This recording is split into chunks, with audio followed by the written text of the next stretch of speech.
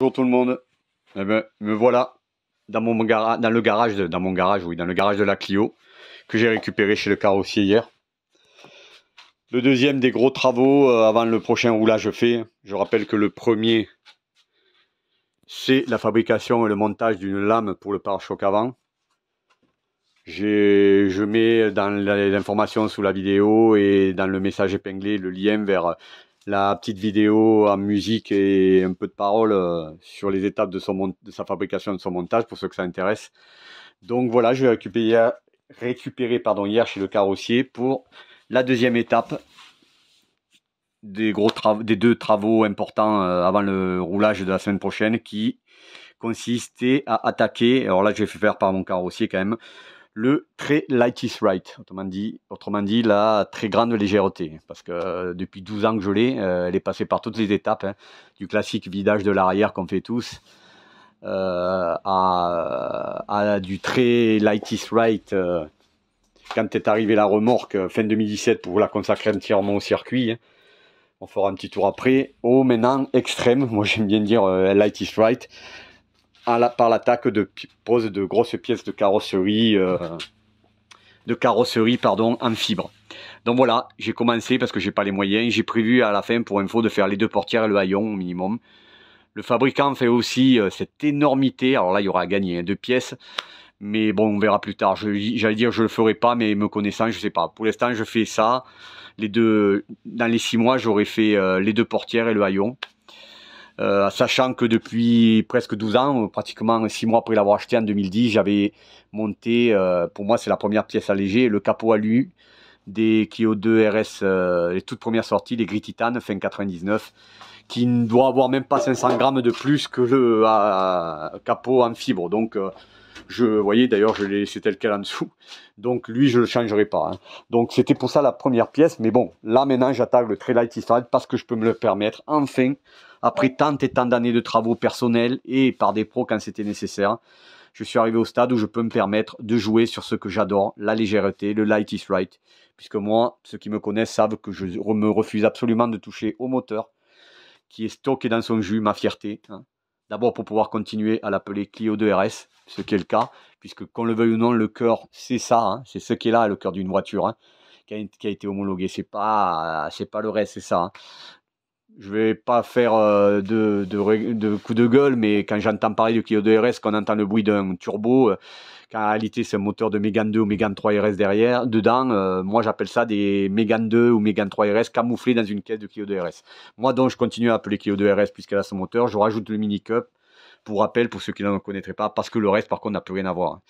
La boîte de vitesse est bien une JC5, mais elle a un couple court et un Torsen M-Factory à 75%, donc qui transfère et qui autobloque, on va dire, même si c'est pas réel pour des, s'il faut un Torsen, un autobloqué à 10, ce qui n'est pas le cas, qui transfère à 75%, donc plus encore que les Quave pour info. Il est invivable, hein, au quotidien, n'y pensez même pas. Il faut avoir vraiment une pistarde consacrée 100% à ça sur remorque comme moi, hein, pour l'avoir celui-là. Donc tout le reste donc, ne l'est pas, hein, en particulier donc le châssis qui est entièrement copié, pièces, jusqu'à la géométrie aux pneus, hein, Slick Yokohama qui sont là, que je ne monte pas, hors des circuits, sur la Clio 2 Cup X65, la compétition usine et client de Renault Sport des années, des années 2000, pardon. Donc, qui font que je rajoute Mini Cup par honnêteté pour expliquer, pour les connaisseurs, que hormis son moteur, elle n'a plus grand chose, voire même rien à voir. Son moteur et sa forme. Elle n'a plus, le reste n'a rien à voir avec la Clio 2 RS phase 1 d'origine. Donc, ceci dit, voilà, hein, je suis content. J'ai récupéré hier avec le travaux et la pose de la portière totalement en fibre. Portière, portière caoutchouc maintenant. Petite parenthèse, j'en profite parce qu'on entend de tout. Je rappelle que monter des grosses pièces de fibre comme ça, c'est strictement illégal et interdit sur les voies publiques. Il n'y a pas de légende urbaine, hein, comme l'arceau, c'est interdit et tout. D'ailleurs, les fabricants se couvrent, hein, sur la facture en mettant pièces strictement réservées à la compétition, hein. Ça, c'est l'aspect légal, hein, donc c'est strictement interdit. Ça peut aller jusqu'à l'immobilisation et la saisie du véhicule, hein. Donc pour les doux rêveurs qui vous détiennent, je vais monter ma porte en fibre. Vous jouez, vous perdez, comme on dit dans mon métier, pas vu, pas pris, vu baiser, hein. Que hormis cet aspect légalité, comme m'a dit le fabricant chez qui j'ai été la chercher, il connaît ma voiture, c'est aussi pour ça qu'il me le vendait sans crainte. Il faut avoir un arceau complet au minimum pour monter de telles pièces de carrosserie, hein, en fibre, hein, de telles grosses pièces. Hein. Donc un arceau complet, ça veut dire un 6 points minimum. Hein. Moi, je rappelle qu'elle a un Sasa 6 points, celui des Clio 2 Groupe N, quoi, entièrement soudé, hein, au minimum. Hein. Alors, je précise, ne me parlez pas des tunings, même si ça va me fâcher quelques-uns, mais c'est la réalité. Hein. Ne me parlez pas des tunings, des demi-arceaux qui ne servent pas à grand-chose à part rajouter du poids. Hein. Même au niveau sécurité, hein, parce que vous imaginez un demi-arceau, quand on fait des tonneaux, regardez les voitures. Elle va s'écraser devant, elle va s'écraser derrière, elle sera juste là. Il faudra vraiment que vous n'ayez pas bougé de votre truc pour être sauvé et pas écrasé à votre tour. Hein. Donc je parle bien d'un arceau complet, qu'il soit soudé ou vissé, hein, peu importe. Moi, le fait est qu'il est entièrement soudé, le 6 points. Il faut au minimum un 6 points. Pourquoi? Parce que comme dit le fabricant, avec ces pièces, vous voyez, en caoutchouc, il n'y a plus aucune rigidité. Hein. Et au premier virage, vous tordez la caisse, quoi. Au premier virage appuyé, vous tordez la caisse. Donc, il y a l'aspect légal, il y a aussi l'aspect technique, qui fait que c'est totalement interdit, sauf si vous avez donc une remorque et une voiture strictement utilisée sur des circuits fermés, hop là, de penser à monter de telles pièces, quoi. Donc voilà, moi alors bon, ça se voit, hein, aspect esthétique, comme j'ai dit, ma voiture, elle n'est pas faite pour faire des expositions de parking, même si j'en fais de temps en temps, plus pour voir les autres voitures que pour la mienne. Je suis un passionné d'automobile et de sport automobile, pas seulement. C'est aussi pour ça, à l'origine, que j'étais sur le circuit en 2014. C'est parce qu'on y voit des voitures qu'on ne voit jamais ailleurs. Hein. Donc moi, j'y suis arrivé à ce stade, après tant d'années, hein, de travaux. Je vais pas dire que j'ai démarré dès 2010, puisque j'ai vraiment commencé à attaquer le gros allègement et petites améliorations sur la masse à partir de 2013, quelques mois avant de prévoir d'aller sur circuit, puisque j'ai débuté en 2014. Mais c'est surtout accéléré, ça s'est accéléré en novembre, à partir de novembre 2017, où j'ai acheté la remorque pour la consacrer entièrement sur ça, où là, n'ayant pas de règlement à suivre, je savais que je pouvais être nos limites au niveau du poids. Alors, pour les curieux, ça va intéresser donc le gain de masse avec cette porte de Clio 2 en fibre. Je partais sur un gain de 6-7 kg maximum. Allez, je partais plutôt 5-6 kg, hein, je vais le dire. Pourquoi? Parce que si mes portières ont un aspect extérieur stock, à l'intérieur, et elles ne le sont plus depuis longtemps. Dès que j'ai pu, tous les vitrages sont en Lexan. Alors, petite parenthèse sécurité pour là aussi les doux rêveurs et les inconscients qui se vantent, oh moi ça m'a pas coûté, j'ai monté du plexi. Si la FFSA et la FIA imposent des marques Lexan ou Macrolon, il y a une raison. Hein. C'est casser du plexiglas classique qu'on trouve, et vous verrez, ça se casse en pointe de couteau. En cas de choc, si vous ne mourrez pas écrasé, vous mourrez transpercé par des dizaines de petites pointes de couteau qui transperceront tout le corps. Donc, depuis que j'ai monté les Lexan, parce qu'il y en a partout sauf le pare-brise, vous avez remarqué que mes portières, j'ai allégé autant que je le peux en enlevant de la matière, et c'est pas négligeable. D'ailleurs, je vous donnerai la masse, hein, puisque maintenant j'ai pu peser la conducteur. Donc vous voyez qu'elles sont loin d'être stock, hein, il ne reste plus grand chose. Même tout le tour a été allégé, comme j'ai fait partout, hein, d'ailleurs. Hein. Et donc maintenant je sais, puisque j'ai pesé, donc sans le rétroviseur, sans la serrure que je fais remonter, mais honnêtement, c'est même pas, c'est négligeable, c'est 1 centaine de grammes que ça ajoute. Une portière, donc qui est là, qui part à la casse, la mienne, parce que je peux vous expliquer pourquoi, mais elle est plus montable. Une portière comme ça pèse 16,6 kg. Je vous apprends, ou je rappelle pour ceux qui ont déjà suivi ma petite présentation sur la nouvelle portière caoutchouc en fibre, elle fait 4,7 kg. Sachant qu'en plus, au 16,6 kg, se rajoute ce qui restait du faisceau et quelques pièces de la serrure assez lourdes, dont des charnières qu'il n'a pas montées, qui sont là, qui font plus de 500 et quelques grammes en tout. Donc, j'ai calculé qu'en tout, sur une portière, malgré le gros allègement que vous avez vu, 16,6 kg, je crois que les portières d'origine, c'est des Clio 2 RS phase 1, elles font 30 kg. Hein. Enfin, j'en suis pas sûr. 16,6 kg, je gagne presque 12 kg. C'est une énormité pour arriver au stade d'allègement de ma voiture que de gagner sur une pièce 12 kg. Hein. Sachant que dans quelques mois, dans 3 mois, le temps d'économiser, je ferai la portière de passager et je finirai par le haillon. Alors la masse actuelle, donc, j'ai été la peser avec environ 30 litres. 30-35 parce que là aussi avec mon carrossier s'est rendu compte qu'il déconnait la jauge, elle baissait, et que en fait elle sous-évalue On s'est rendu compte en faisant le plein qu'on avait mis beaucoup moins que ce qu'on pensait en regardant le niveau. Donc je veux dire 30, 35 kg. Allez, je prends sur 30 kg. Elle est en l'état là à 880 kg. Et je précise 880 kg réels. Parce que comme on en voit qui, doux rêveurs pour rester gentils, qui pensent qu'aller reprogrammer leur F4R ou leur moteur atmosphérique avec juste un filtre mousse ou des changements extérieurs comme là font gagner 15 chevaux. Dans la masse, des fois, j'en vois, j'ai allégé ça, j'ai enlevé le passager, je fais 900 kg. Non, non, non. Non, non. Je sais, au début, pour les informer, je les conseillais d'aller changer de balance ou de venir sur la mienne qui est pro. Hein. S'ils n'étaient pas loin de chez moi, maintenant j'ai arrêté parce qu'en plus on peut même plus, ils sont arrivés à un fanatisme dans leurs croyances qui font qu'ils vous insultent quoi, quand vous leur dites que c'est faux quoi. Moi c'est 880 kg bien réel et je peux vous dire qu'il faut cartonner avec 30 litres, je rappelle 30-35 litres, qu'il faut cartonner pour arriver à ça. J'ai bataillé depuis 5 ans.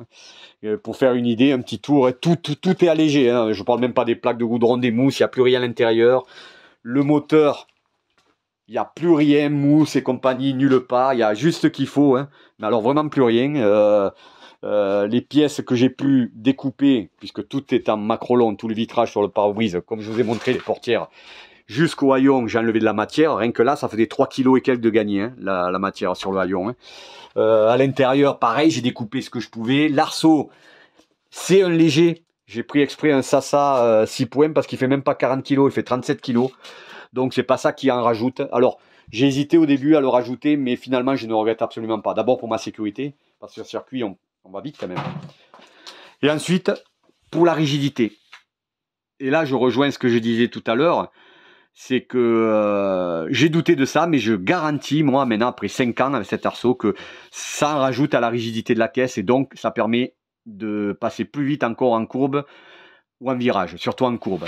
Alors naturellement, pas au niveau des pièces du châssis, amortisseur compagnie, cylindre bloc et compagnie, rotule, mais malgré tout, un arceau réel, un 6 points, ne me parlez pas des tunings demi-arceau, je vais pas me lancer dans ce débat inutile. Un arceau au minimum, donc complet au minimum 6 points, bien monté, comme c'est le cas moi, ça a été fait par un pro qui prépare des VHC, hein. Il rajoute à la rigidité et donc à la tenue en courbe et donc au passage encore plus vite en courbe d'une voiture. Donc voilà, 880 kg, c'est là la parenthèse importante, avec les roues noires que vous voyez. Parce que je monte jamais ces roues slick. Les roues noires, par rapport aux roues que j'utilise le plus dans le sud-est, c'est-à-dire ces slick avec des OZ Ultra Leggera, 4,9 kg à l'époque, hormis les jantes peut-être en carbone ou en un truc, c'était la jante la plus légère du monde en 15 pouces. Il y a un gain en tout sur les 4 roues de près de 15 kg. Ce qui veut dire qu'en réalité, avec 30 litres de carburant, la titite, elle va effleurer maintenant les 860 kg. Et qui veut dire qu'au final, quand j'aurai fait l'autre portière et l'autre, elle sera sans doute sous les 850 kg avec 30 litres. Sachant que je roule avec 15-20 litres en général. Hein. Il n'y a qu'un circuit où je mets 30-35 litres, c'est sur à l'aise, parce que malheureusement, depuis justement le châssis compétition de la Clio de Cup X65, hein, pièce et géométrie, je peux passer plus vite, en particulier dans la courbe avant la ligne droite, sur à l'aise, pour ceux qui connaissent le circuit, et là je déjauge en carburant quand j'ai pas assez d'essence. Ça me fait caguer. D'ailleurs, ça aussi, il faudrait qu'un jour mais ça c'est cher, hein, que je fasse faire un réservoir 15 litres, là, qui, vous savez, qui me permettent d'enlever le réservoir en dessous, sur un gain de masse aussi, et de voir un petit réservoir de 15 litres qui me suffit pour une session qui évite le déjaugage. Donc, je rappelle, elle sera proche des 860 kg réels, hein, pas du fantasme, une fois qu'elle aura ses jantes, ses roues en slick avec les jantes OZ Ultra Leggera 15 pouces. C'est phénoménal quand même. Hein. Ça lui donne un rapport poids-puissance nettement sur les 5, puisque je rappelle que son moteur qui est stock, qui chez Swindon France, très réputé pour être pessimiste chez les plus doux rêveurs, pour moi je dis réaliste, contrairement à certains reprogrammeurs sur banc commerciaux, hein, est à 174,3 chevaux. 174,3, allez, on va dire 174-175 chevaux. Ce qui est phénoménal quand même pour un moteur qui est dans son jus depuis 22 ans, qui a 178 000 km bientôt. Et donc 8 ans quasi tous les mois de piste, hein. C'est pas pour se promener, hein. Il est en pleine forme, hein. Bon, je l'entretiens comme et quand il faut. Et si je vois des choses curieuses, je préfère prévenir que guérir. C'est aussi ça le secret par rapport à certains propriétaires, on va dire, qui se plaignent alors qu'ils ne font pas ce qu'il faut, ils ne respectent pas le moteur, n'attaquent jamais à froid, etc. Enfin, passons. Donc 175 chevaux pour la masse qui arrive, ça lui fait un rapport poids-puissance nettement sous les 5. Et alors au final, quand j'aurai la portière et le passager et le haillon, moins de 850 kg. Ça explique pourquoi aussi certains ne viennent pas me voir, mais d'autres viennent me voir, et tant mieux, moi je suis pour échanger, pour voir leur voiture, voir la mienne, qui ne comprennent pas pourquoi, avec leur voiture de 300 ou 400 chevaux, ils ont du mal à me remonter même en ligne droite. En courbe, je n'en parle même pas, hein, avec le châssis qu'elle a. C'est simple, je ne me prends pas pour un grand pilote, loin de là, mais je suis un correct pilote amateur maintenant, et franchement, sa limite de son châssis, c'est moi. Parce que je pense qu'un vrai pilote pro ou un Loeb, n'en parlons même pas, il la poussera encore plus que ce que je fais moi. Sa limite, c'est moi. Donc en courbe, j'en parle même pas, même 300-400 chevaux, là, ça ne joue plus, c'est le châssis. Mais en ligne droite, même, ces grosses voitures bien plus puissantes, des fois, ils viennent me voir, on sympathie, les pilotes, et bon, ils comprennent vite pourquoi, ils ont du mal à me remonter, voire ils n'y arrivent pas. Ben voilà, comme toujours, hein, le fameux light is right, hein, un rapport poids-puissance, hein, on n'a jamais rien fait de mieux pour performer, le moins cher avec un coût moindre et surtout avec fiabilité puisqu'on conserve le moteur d'origine, hein.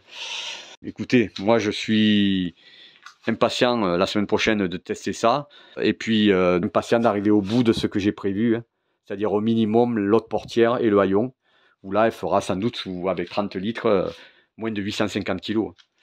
Ça va commencer à booster. Ben déjà là, de toute façon, avec 860 kg, 865, on va dire, avec 30 litres, et sachant que sur le circuit où je vais la prochaine fois, je mettrai plutôt 20 litres.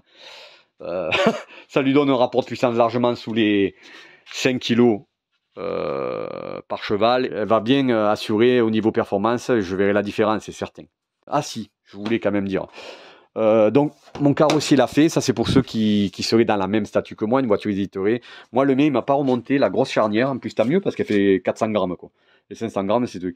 Quand je l'ai récupéré, j'avais quelques défauts, bon esthétiquement comme je dis, vous voyez, moi tant que c'est propre et opérationnel, je me fous des candidatons et oh c'est qu'il manque pas beau, je m'en fous moi, elle n'est pas faite pour faire des défilés, c'est propre, franchement c'est propre, c'est opérationnel, elle a tout ce qu'il faut. Donc je me suis rendu compte que les lèvres intérieures, puisque j'ai regardé là, c'est un peu plus mince la fibre, et donc elles tiennent pas, quand on ferme la portière, elle tombe.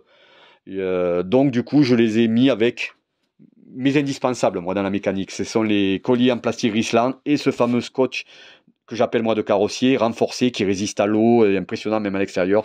Je les ai fait tenir comme ça. Et elles sont importantes ces lèvres intérieures parce que même si la vitre est fixée, elles permettent de bien la pincer entre les deux lèvres et d'empêcher de bouger complètement. Donc voilà, j'ai mis tout le long ce scotch très solide. C'est dommage, il existe en blanc, mais moi je l'ai en noir, ça se ferait moins, mais bon, je m'en fous. Je m'en fous. J'ai aussi, puisque moi vous avez vu, j'ai conservé, je lui ai demandé, je voulais conserver la fermeture. C'est rien, ça fait même pas 200-300 grammes. J'ai aussi fait 2 trous là, et toujours pareil avec les autres matériels. Oula, je le pourrais peut-être un peu mieux. Voilà. Les autres matériels indispensables que sont les colliers en plastique Risland, j'ai fait tenir l'ouverture de la portière là. Voilà. Et important, il m'avait pas mis donc la grosse charnière, ce qui fait qu'un coup de vent, il pouvait s'emporter. Alors surtout que là, il faut surtout plus s'appuyer ni rien parce que ça tient, hein, ça tient bien. Mais si je vous dis, hein, c'est du caoutchouc qu'on met dans la porte. Et j'ai trouvé un système. Voilà. Alors je sais pas si ça se voit bien. J'ai gardé une vis de la charnière là. Ici, j'ai fait un petit trou, j'ai mis un écrou inox avec une grosse rondelle, la même rondelle et un écrou freiné de l'autre côté. Et je me sers donc pour faire charnière qui l'empêche d'être pris au vent. Oh, pardon. D'être pris au vent, vous voyez, ça me fait une ouverture bonne, j'ai calculé, hein. Je me sers de corde de parachute. Alors pour info, ceux qui ne connaissent pas, c'est hyper solide.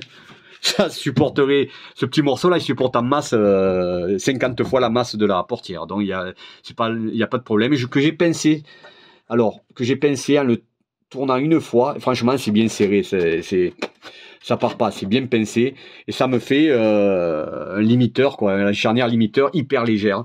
L'avantage aussi des cordes de parachute, en plus de leur solidité, c'est qu'on peut les couper et on les brûle au briquet et ça fond. C'est fait exprès pour pas qu'elles s'effilochent. C'est-à-dire que vous voyez les deux bouts là, je sais pas si ça se voit bien, mais je les ai coupés. C'était plein, c'était fileux, mais en le brûlant avec le briquet, voilà, ça fond et ça fait comme une gomme et ça s'effiloche pas. Donc je ferai la même chose maintenant. Cette porte va me servir de modèle quand je ferai dans 3 mois environ la suivante, la porte passager. Voilà, j'ai donc fait quelques modifications sur cette portière. Oui, naturellement aussi, vous voyez l'aspect, je l'ai changé de ce côté. Vous voyez l'aspect, je l'ai changé. J'ai fini dans le liseré rouge. Je l'ai peint en noir. Alors naturellement, ouais, là pareil, le bleu que j'ai trouvé n'est pas tout à fait pareil. J'avais pas envie de commander un fabricant propre du bleu Odyssée. Là aussi, je m'en fous, c'est propre. C'est pas sale, quoi. Bon, ça fait une petite distinction, mais je m'en fous. C'est propre, ça se voit, ça reste opérationnel, donc que la couleur corresponde pas à l'arrière, je m'en fous. Donc, vous voyez que là, j'ai joué un peu plus sur le rouge, contrairement à l'originel où c'était noir. Voilà, j'ai eu envie de changer. Moi, ça me plaît. Ça correspond aux petites pointes de rouge qu'il y a un peu partout. Oui, là, c'est la flamme sur le capot. Voilà. Elle se ferme parfaitement bien. Et elle fait donc gagner environ 12 kg, voire même peut-être 12 kg 1. Voilà, portez-vous bien. Faites attention sur la route. N'oubliez pas qu'on a la chance d'avoir des roulages loisirs, que j'aurais aimé avoir ça quand j'avais 20 ans, pour profiter plus de mes petites sportives d'alors. Et qu'il vaut mieux aller s'amuser tout en respectant les participants, goûter au circuit au moins 1 ou 2 fois. C'est le seul endroit honnêtement actuellement où vous pourrez pleinement profiter de votre voiture et prendre de votre sportive et un maximum de plaisir avec elle. Allez, portez-vous bien et à dans une semaine ou à bientôt.